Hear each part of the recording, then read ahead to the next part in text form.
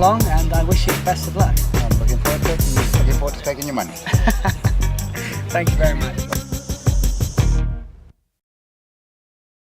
Rhodesia, which is nowadays known as Zimbabwe, in the capital city, which used to be called Salisbury and is now called Harare. When I finished doing normal high school, I studied agriculture at the Royal Agricultural College in Cirencester, Gloucestershire in England. Farm administrator and property coordinator.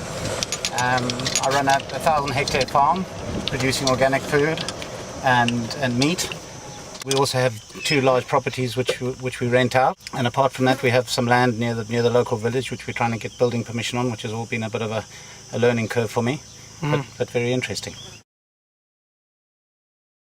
I enjoy going to the beach and playing tennis. I always like a good program on the telly. Golf and rugby. Golf and rugby, yeah. So in the Rugby World Cup, who do you support? South Africa, and if they're not in it, then probably Australia or New Zealand. Oh, a beer for sure. You ever heard of biltong? Very famous South African recipe. Basically, any dried meat, salted. Sometimes they use a bit of vinegar and coriander. Fantastic stuff.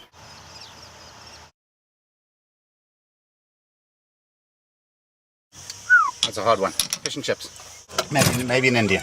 Onion bhajis, sizzling fried prawns, and tikka masala.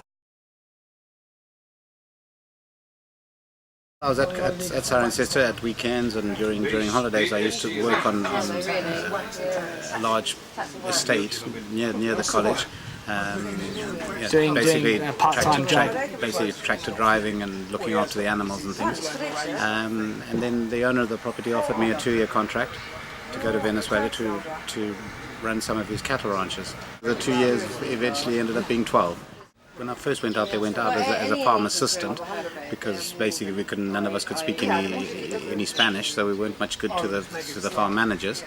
And our duties basically were to sort of administer the very simple parts of running a farm, which meant going out every day with the cowboys and counting the cattle and branding the calves and castrating, dehorning, and basically living like a cowboy and sleeping in the outstations and in hammocks. We had about 400,000 hectares of land in Venezuela, which was all divided up into 14 different farms. Rainy season would go completely underwater, and the cattle would have to sleep on sandbanks, but during the day when they went out to graze, they'd literally be grazing in water up to their chests. So we had to be very careful with our breeding program to ensure that the calves were never born in the winter, otherwise they'd probably all drown. And in the summer it was completely opposite. It would go completely arid, and it was very, very dry, and we used to have a lot of bushfires. Well, what a great day. Thank you for the game of golf, Michael. I really enjoyed it. Well played. Very good. Very good. Lots of good shots there. It was a shame about those last few holes that how many balls did I lose? 2, I think it was. 2.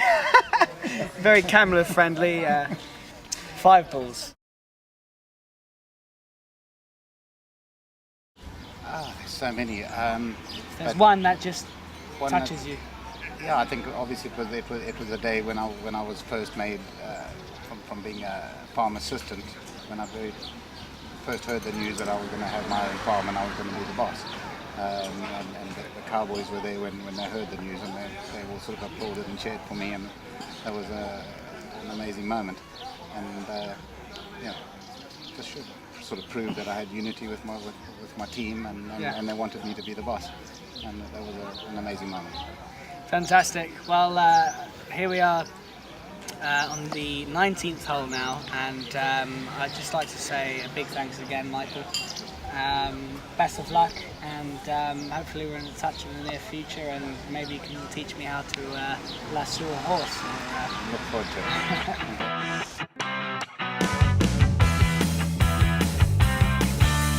Wait, Mike. Favorite takeaway?